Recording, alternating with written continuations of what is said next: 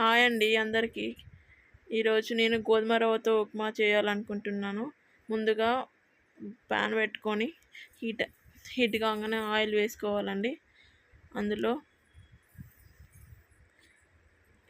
Pan heat అయ్యేంత వరకు wait చేయాలి. జీలకర్ర, వేరుశనగలు, కరివేపాకు, పచ్చిమిర్చి, కరివేపాకు అన్నీ వేసుకోవాలండి. అవి ఫ్రై అయ్యేంత వరకు కలుపుకోవాలండి.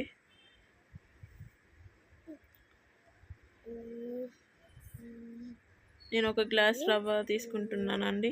ఒక గ్లాస్ రవ్వకు 2 గ్లాసుల వాటర్ వేసుకోవాలండి. అప్పుడు ఉప్మా మంచిగా వస్తుందండి. తగినంత సాల్ట్ వేసుకోవాలి. సాల్ట్ వేసుకొని కలుపుకొని బాయిల్ అయ్యేంత వరకు వెయిట్ చేయాలండి. బాయిల్ అవ్వగానే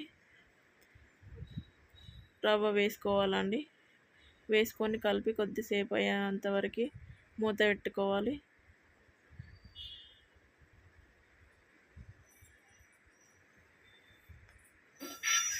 మంచిగా మిక్స్ చేసుకోవాలండి.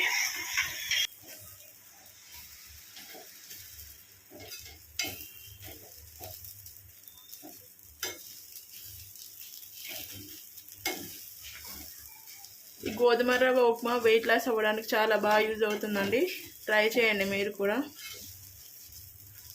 రోజు ఆఫ్టర్నూన్ అయినా నైట్ అయినా 1 టైం తీసుకోండి డేలో.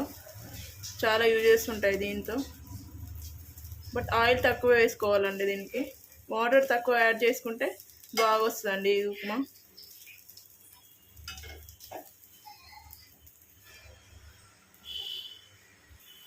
ఫైనల్లో కొంచెం కొత్తిమీర యాడ్ చేసుకోవాలండి. యాడ్ చేసుకుంటే టేస్ట్ బాగుంటుందండి.